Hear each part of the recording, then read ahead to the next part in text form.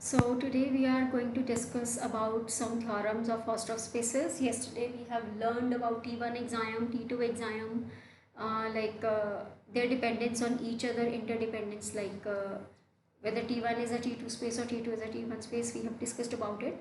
Now we will discuss about few theorems regarding Hausdorff spaces. The very first theorem in a Hausdorff space we have is that every subspace of a Hausdorff space is Hausdorff. Every subspace of a Hausdorff space is Hausdorff. मतलब क्या हुआ कि अगर तुम्हारे पास कोई space पड़ी है जो कि हॉस्टॉफ स्पेस है और तुम उसका कोई सबस्पेस कंसिडर करते हो तो वो भी एक हॉस्टॉफ होगी। मतलब property of being a Hausdorff space is hereditary. This is the another statement for your theorem. तो this theorem we are going to prove. This theorem is comparatively very easy. तो first of all we will take a Hausdorff space. Let us name it as X. Let X be a Hausdorff space.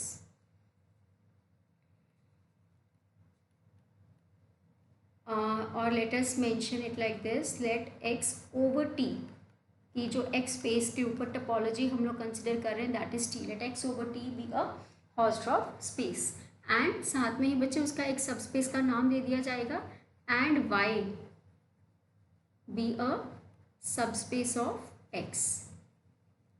y be a subspace of x. तो अगर y subspace है x का, आपने उस y को क्या करना है to prove y is a Hausdorff space. तो अगर y को बच्चे हॉस्ट्रॉफ स्पेस प्रूव करना है आपको तो उसके ऊपर भी आपको कोई ना कोई टपोलॉजी को डिफाइन करना पड़ेगा. तो हम लोग उसके ऊपर एक टपोलॉजी डिफाइन कर देते हैं. Let t over y be a topology. ये बेसिक्स हैं बच्चे आपके जो आपको ऊपर मेंशन करना ही करना है आपके प्रूफ में. ठीक है, आपको ये बताना है कि आपको क्या क्या रिक्वायरमेंट है आपके स्टेटमेंट के अकॉर्डिंग प्रूफ करने के लिए. तो let T over Y be a topology defined on your Y. This is basically the subspace topology.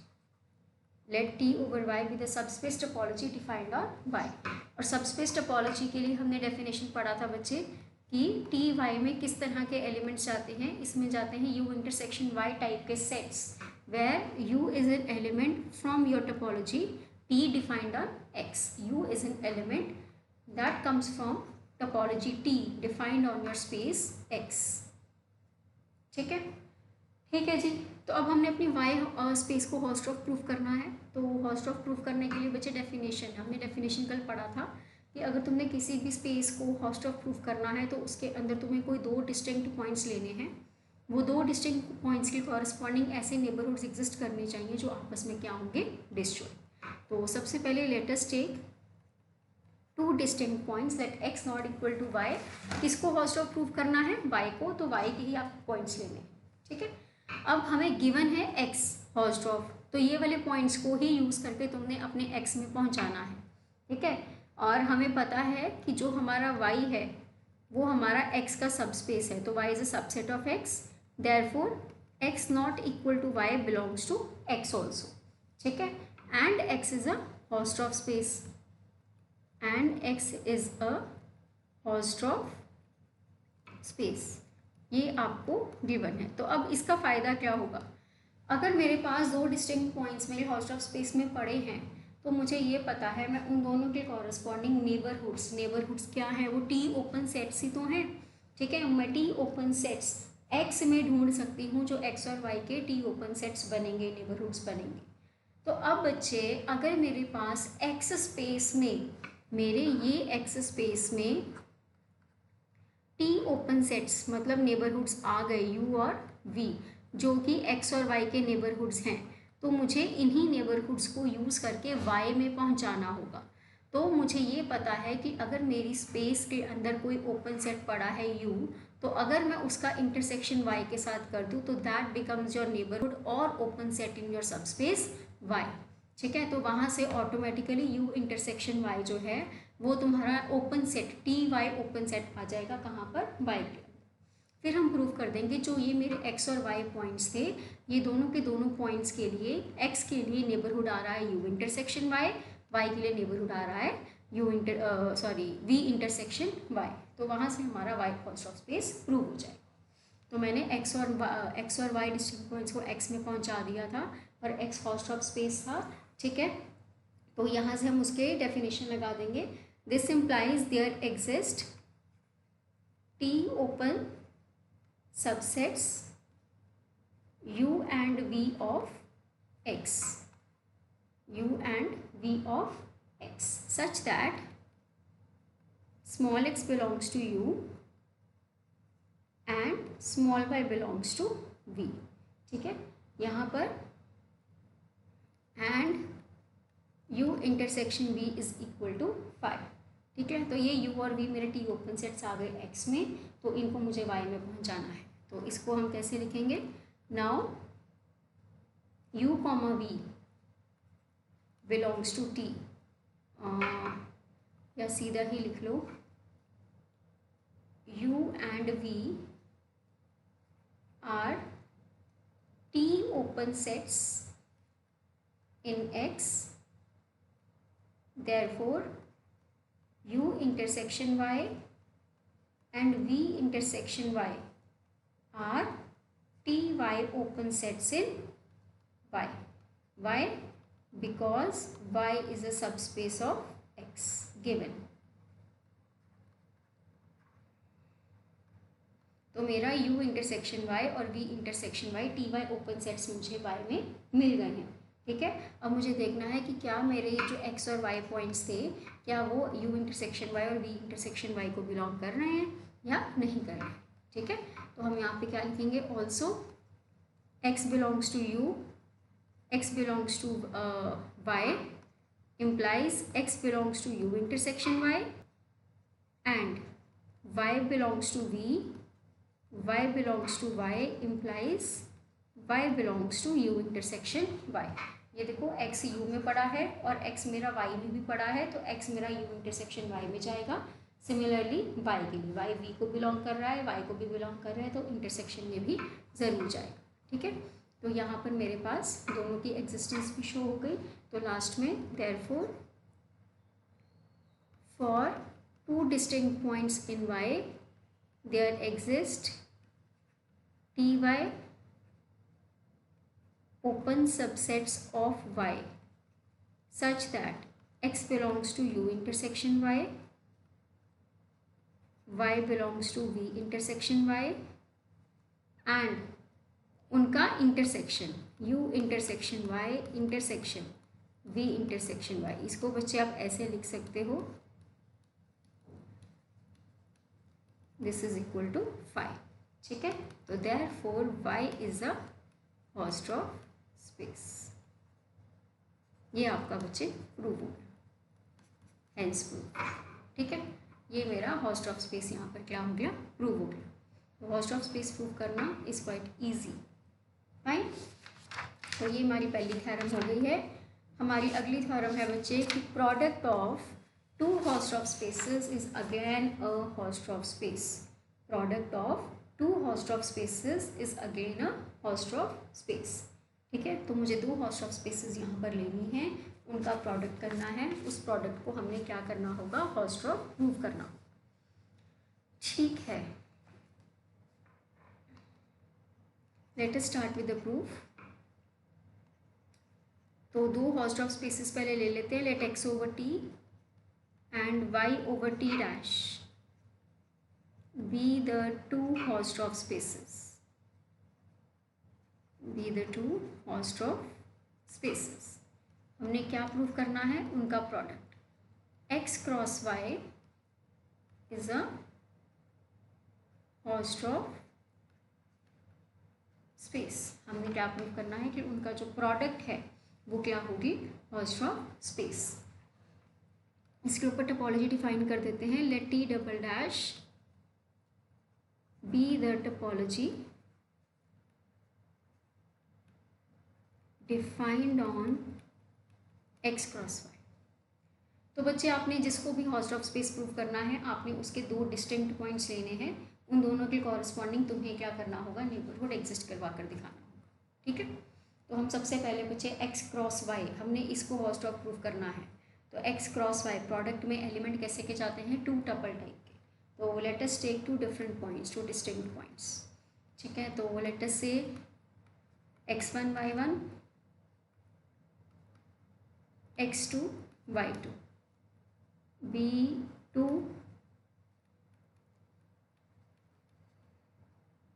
Distinct points of x cross y। ठीक है, अब बच्चे अगर ये दोनों डिस्टिंक्ट पॉइंट्स हैं तो डिस्टिंक्ट पॉइंट्स का क्या मतलब हो गया, मतलब ये दोनों डिफरेंट हैं। अब डिफरेंट तो ये कैसे भी हो सकते हैं, जैसे देखो 1 2 और 1 3 ये भी दोनों डिस्टिंक्ट हैं। ठीक है, 1 1 2 1 ये भी दोनों डिफरेंट हैं। 1 2 3 4 ये भी डिफरेंट हैं। तो डिस्टिंक्ट पॉइंट्स करने के लिए हमारे पास केसेस बन सकते हैं। क्या केसेस बन सकते हैं कि x1 x2 बराबर हैं, y1 y2 बराबर नहीं है। x1 x2 बराबर नहीं है, y1 y2 बराबर है। और केस 3 में हमारे पास दोनों ही एलिमेंट्स बराबर नहीं है। तो हम ये तीनों केसेस डिस्कस करेंगे, तीनों केसेस के कॉरस्पॉन्डिंग नेबरहुड्स एग्जिस्ट करवा कर दिखा देंगे। ठीक है, और हमारे पास रिजल्ट क्या हो जाएगा, प्रूव हो जाएगा। ठीक है जी, चलो late us start with the case number 1। We have following cases.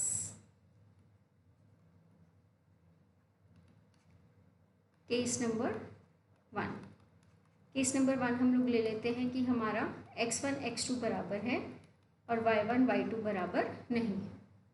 ठीक है, यहाँ पर आपको ऑब्वियसली पता होगा कि जो हमारा xi है वो x को बिलोंग करेगा, जो yi है वो y को बिलोंग करेगा for i lying between 1 to 2। ठीक है, तो बच्चे अगर x1 x2 इक्वल हैं और वो x के एलिमेंट्स हैं तो हॉस्ट ऑफ स्पेस के लिए तो मेरे को डिस्टिंक्ट पॉइंट चाहिए थे, तो वो डिस्टिंक्ट नहीं है। तो we will go to y1 y2 distinct हैं। ठीक है, और वो दोनों के दोनों y को बिलोंग कर रहे हैं और y क्या दिया हुआ है, हॉस्ट ऑफ स्पेस। तो हम यहाँ पर हॉस्ट ऑफ स्पेस y के होने की डेफिनेशन लगाएंगे। Since y is a Hausdorff space and y1 is not equal to y2, therefore there exists open sets v1 and v2 in y such that y1 belongs to v1, y2 belongs to v2 and v1 intersection v2 is equal to 5। तो ये मेरा y के host of होने का definition लग गया। अब ये डेफिनेशन को मुझे कहाँ पर लेके जाना है, ये डेफिनेशन मुझे लेके जाना है x क्रॉस y को। ठीक है, तो हमारा ये जो v1 है ये बेसिकली कहाँ ओपन है, y में। ये जो v1 है जैसे मुझे x क्रॉस y तक पहुँचाना है तो मेरा v1 जो है वो y में ओपन है और x तो अपने आप में ओपन होगा ही। तो x क्रॉस v1 किस में ओपन हो गया, x क्रॉस y में। दोबारा सुनो, जो मेरा x क्रॉस y है इसमें अब मैंने y के एग्जिस्ट कराए हैं ना, तो y में कौन ओपन है, v1। y में कौन ओपन है, v1। तो x तो अपने आप में ओपन ही हो गया। तो x क्रॉस v1 क्या बन गया, ओपन सेट किसका, x क्रॉस y का। ऐसे ही v2 y में ओपन है और x हमारा x में ओपन है ही है, तो x cross v2 is also open in x cross y। तो बच्चे x क्रॉस v1 को x1 कॉमा y1 बिलोंग कर रहा है, x क्रॉस v2 को x2 कॉमा y2 बिलोंग कर रहा है। तो हमारे पास ये दोनों के लिए नेबरहुड एग्जिस्ट कर गया और इनका इंटरसेक्शन भी हमारे पास क्या आ जाएगा, 5 आ जाएगा। तो यहाँ से हमारा रिजल्ट क्या हो जाएगा बच्चे, प्रूव हो जाएगा। ठीक है, तो इसके बाद हम क्या लिख सकते हैं, नाउ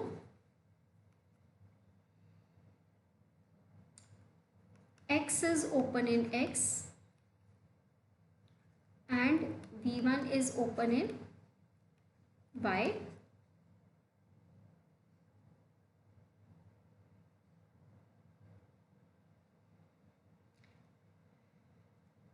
इकट्ठा ही लिख दे, and v1 comma v2 are open in y, therefore x cross v1 and x cross v2 are open in x cross y। ये मेरे पास ओपन आ गए। ठीक है, that is x cross v1 x cross v2, ये हमारे t double dash topology को क्या कर गए, बिलोंग कर गए। ठीक है, तो यहाँ पर हमारे पास रिजल्ट क्या बन गया, this implies for x1 comma y1 not equal to x2 comma y2 there exist neighbourhoods, या मतलब T double dash open sets, there exist neighbourhoods x cross v1 x cross v2 in x cross y such that x1 y1 belongs to x cross v1, x2 y2 belongs to x cross v2 and इनका intersection बच्चे x cross v1 intersection x cross v2।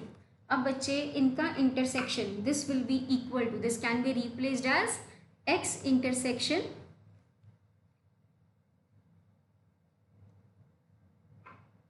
this can be replaced as x intersection x cross v1 intersection v2, so this will be equal to x cross phi which is equal to phi। ठीक है, तो यहाँ पर हमारे पास पहले case में ये क्या प्रूव हो गया, हॉस्ट्रॉफ प्रूव हो गया। ठीक है, तो यहाँ पर हमारे पास फर्स्ट केस इज डन। ऐसे ही बच्चे आप केस नंबर 2 कर सकते हो। केस नंबर 2 में you can take x1 not equal to x2 and y1 is equal to y2। तो बच्चे सिमिलरली तुमने यहाँ पर अपने केस नंबर 1 की तरह प्रोसीड करना है। Since x1 not equal to x2, ये x को बिलोंग कर रहे हैं and x is a Hausdorff space, therefore there exist neighborhoods u1 and u2 in x such that x1 u1 को बिलोंग कर रहा है, x2 u2 को बिलोंग कर रहा है and u1 intersection u2 is equal to 5। ये बच्चे आपके पास 5 आ गया। तो ऐसे ही बच्चे जैसे हमने पीछे प्रोसीड करा है, u1 x में ओपन है, y y में ओपन है, तो u1 cross y and u2 cross y will be open in x cross y। तो यहाँ पर मैं सीधा ही लिख रही हूँ, therefore there exist neighbourhoods u1 cross y and u2 cross y in x cross y such that x1 y1 belongs to u1 cross y, comma x2 y2 belongs to u2 cross y and इनका intersection बच्चे this can be written as u1 intersection u2 cross y intersection y, this will be equal to 5 cross y which is equal to 5। Again same चीज। ठीक है, तो ये हमारा second case में भी बच्चे प्रूव हो गया। Similarly now we can do case number 3। Case number 3 में x1 not equal to x2 and y1 not equal to y2। तो ये हमारे पास बच्चे अब दोनों ही अलग अलग हैं, तो दोनों ही अलग अलग की तुमने यहाँ पर क्या कर देनी है, डेफिनेशन लगा देनी है। यहाँ पर हम लिखेंगे now x1 x2 belongs to x, y1 not equal to y2 belongs to y, यहाँ पर भी नॉट इक्वल टू कर लो, and x comma y are Hausdorff spaces. तो दोनों के कॉरस्पॉन्डिंग नेबरहुड्स एग्जिस्ट करवाकर उनके क्रॉस प्रोडक्ट आप क्या कर दो, एग्जिस्ट करा दो, and X Y are Hausdorff spaces, therefore there exist neighbourhoods u1 u2 of x1 and x2 respectively in x such that u1 intersection u2 is equal to 5 and there exist neighborhoods v1 comma v2 of y1 and y2 respectively in y such that v1 intersection v2 is equal to 5। ठीक है, फिर उनके बाद बच्चे इनका क्या आ जाएगा, cross product आ जाएगा। u1 x1 का नेबरहुड है, v1 y1 का नेबरहुड है, तो ऑब्वियसली x1 कॉमा y1 का नेबरहुड कौन बनेगा, u1 क्रॉस v1। ठीक है, तो हम यहाँ पर लिख सकते हैं this implies there exist neighbourhoods u1 cross v1 comma u2 cross v2, किसका, of x1 comma y1 and x2 comma y2 respectively in x cross y such that, इनका इंटरसेक्शन बच्चे this will be equal to u1 intersection u2 cross v1 intersection v2 which is equal to 5 cross 5 which is equal to 5। तो ये चीज़ आप बच्चे prove भी कर सकते हो कि इस स्टेप से इस स्टेप पर हम कैसे आते हैं, ये बोथ आर इक्विवेलेंट स्टेप्स। ठीक है, तो ये चीज़ आप प्रूव भी कर सकते हो। तो तीनों ही केसेस में हमने नेबरहुड्स एग्जिस्ट करा दिए, तो x cross y is a Hausdorff space. So combining all the three cases, we have x cross y is a Hausdorff space, hence proved। ठीक है, तो ये हमारी बच्चे सेकंड थ्योरम इसमें क्या हो जाती है, प्रूव हो जाती है। तो we have done two theorems that subspace of a Hausdorff space is a Hausdorff space and your product of two Hausdorff spaces is also a Hausdorff space। ठीक है, तो our next थ्योरम बच्चे, if x is a Hausdorff space then a sequence of points of x converges to at most one point of x। x हमें क्या दिया हुआ है, Hausdorff space, उसमें वो बोल रहा है कि अगर तुम कोई सीक्वेंस ऑफ पॉइंट्स को लेते हो, मतलब तुम अपनी स्पेस में कोई सीक्वेंस बनाते हो पॉइंट्स को लेकर, सीक्वेंस xn टाइप की सीक्वेंस, यहाँ पर पॉइंट्स हैं बहुत सारे, उनका तुमने अगर सीक्वेंस बनाया है तो it will converge to at most one point only, मतलब तुम्हारा लिमिट पॉइंट क्या होना चाहिए, सीक्वेंस का यूनिक होना चाहिए। आपको यही चीज़ प्रूव करनी है Hausdorff स्पेस में भी, मतलब जो लिमिट की यूनिकनेस हम लोग पढ़ते आ रहे हैं वो लिमिट की यूनिकनेस तुम्हारी Hausdorff स्पेस में भी लगती है। ठीक है, तो हम इसका प्रूफ शुरू करते हैं बच्चे। तो this is going to be very easy. Given let x be a Hausdorff space, consider a sequence of points over here, okay, consider xn for n belonging to n be a sequence of points of x। ठीक है, अब आपको proof क्या करना है कि जो ये सीक्वेंस है ये एटमोस्ट वन पॉइंट को कन्वर्ज करती है, सिर्फ एक ही पॉइंट को। तो आप हमेशा लिमिट की जब यूनिकनेस प्रूफ करते हो आप लेकर चलते हो कि आपका जो सीक्वेंस है वो दो पॉइंट्स को, अलग अलग पॉइंट्स को क्या कर रहा है, कन्वर्ज कर रहा है, where x is not equal to y। ठीक है, अब आपको क्या प्रूफ करना है कि x not equal to y हो नहीं सकता, x और y क्या है, इक्वल है। ठीक है, ठीक है, x Hausdorff स्पेस दिया हुआ है और Hausdorff स्पेस में अगर तो डिस्टिंक्ट पॉइंट्स आ गए तो तुम लोगों को पता ही अब क्या करना है। ठीक है जी, तो हम यहाँ पर अब क्या करते हैं, since x is a Hausdorff space, लगा दो definition, since x is a Hausdorff space and x is not equal to y, therefore there exist neighborhoods u and v of x and y respectively in x such that u intersection v is equal to 5। ठीक है, ये लग गई मेरी बच्चे Hausdorff की definition.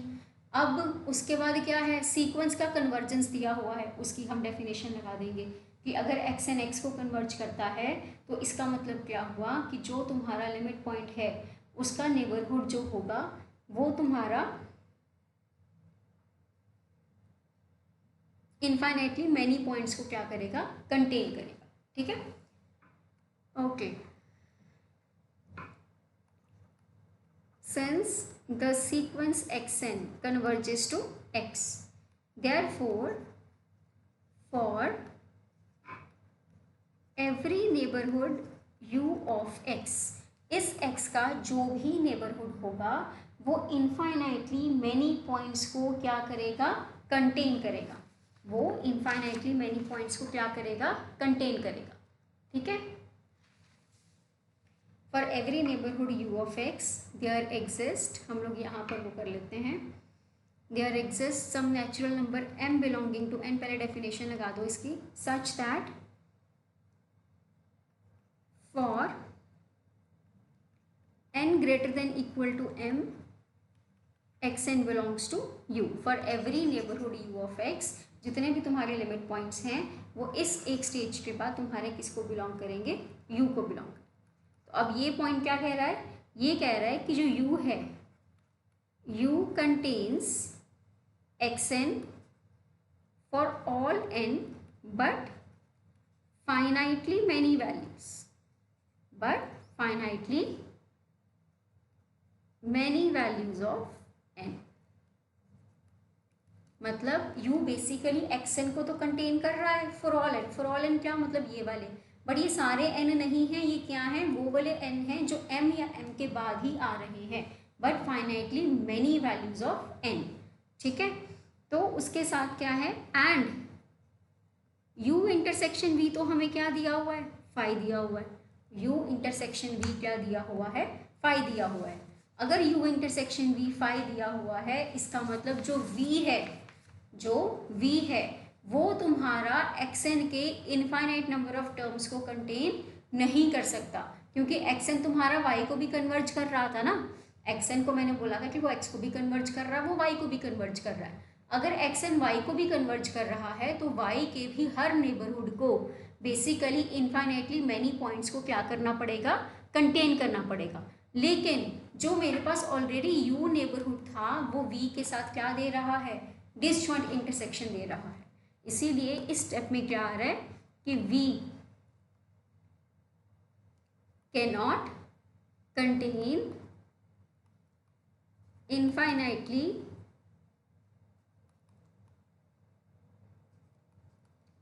Many points of xn।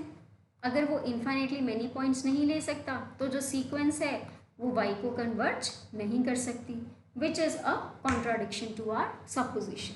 सो इसीलिए हमारा जो सीक्वेंस है वो एटमोस्ट एक ही पॉइंट को क्या करेगा, कन्वर्ज करेगा। ठीक है, तो this is the convergence for the sequence. अब हमने यहाँ पर सिर्फ क्या करा है, बेसिकली हमने लिमिट पॉइंट के नेबरहुड वाली डेफिनेशन लगाई है कि अगर कोई लिमिट पॉइंट है तो उसका जो नेबरहुड होगा वो तुम्हारे सेट के साथ इनफाइनाइटली मैनी पॉइंट्स क्या करेगा, कंटेन करेगा। तो अगर u इंटरसेक्शन v बच्चे फाई आ रहा है तो एक नेबरहुड कंटेन कर रहा है, दूसरा नेबरहुड कंटेन नहीं कर रहा, तो वहीं पर आपकी क्या आ जाती है, कॉन्ट्राडिक्शन आ जाती है। ठीक है, तो that will be not satisfactory. तो इसीलिए हमारे पास यहाँ पर क्या रिजल्ट बन जाता है कि जो xn है, अगर तुम कोई sequence of point house of space में कंसिडर करते हो तो बेसिकली वो एक एटमोस्ट वन पॉइंट को ही, वो सिंगल पॉइंट को ही क्या करेगी, कन्वर्ज करेगी। ठीक है, ठीक है जी। तो हमारी अगली थ्योरम छोटी सी थ्योरम है हमारी, एवरी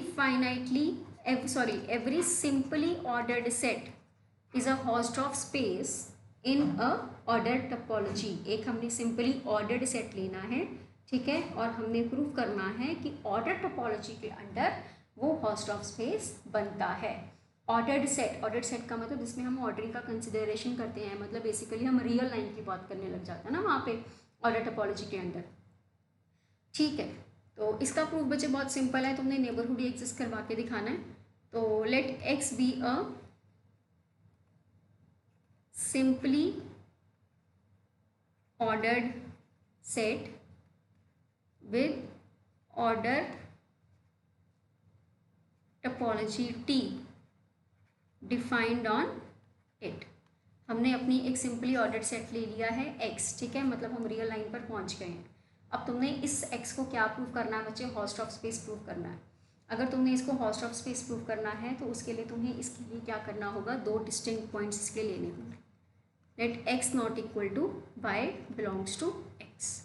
अब बच्चे ये ऑर्डर टोपोलॉजी है, हमने एक रियल लाइन पे बात करनी है, तो x और y का जो प्लेसमेंट है वो कहीं ना कहीं तो होना चाहिए, मतलब x या तो y से छोटा हो या y x से छोटा होना चाहिए, है ना।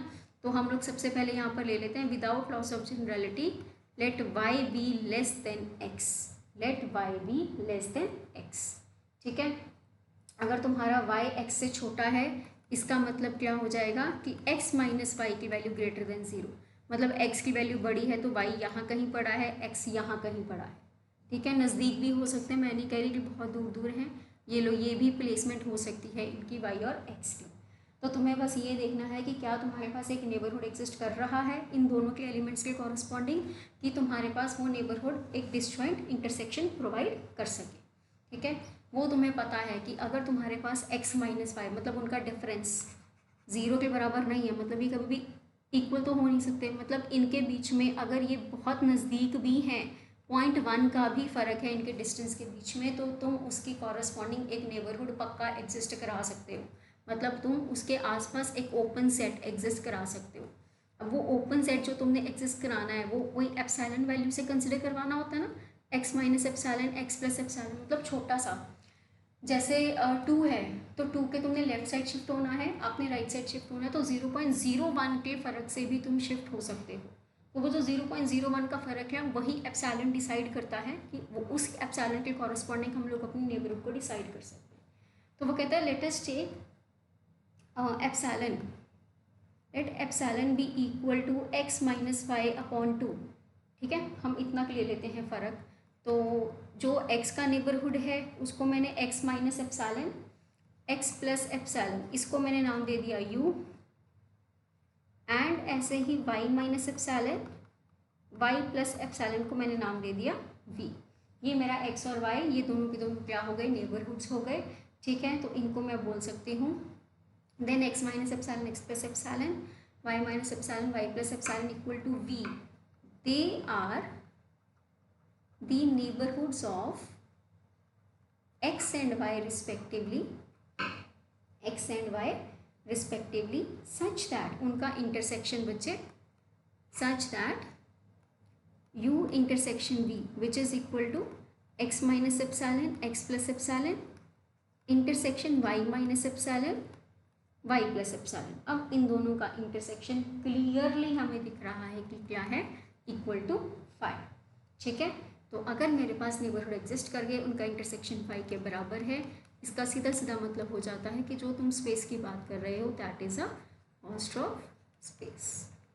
तो यहाँ पर तुम्हारा एक सिंपली ऑर्डर्ड सेट भी अंडर द ऑर्डर टोपोलॉजी क्या प्रूव हो रहा है, एक हॉस्ट ऑफ स्पेस प्रूव हो रहा। ठीक है, ठीक है बच्चे।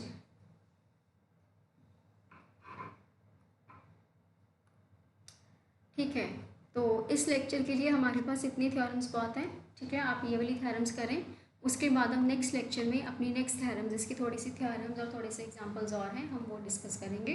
First of all go through all the definitions of Hausdorff spaces, their examples, T1 space T2 space का फ़र्क समझ लो।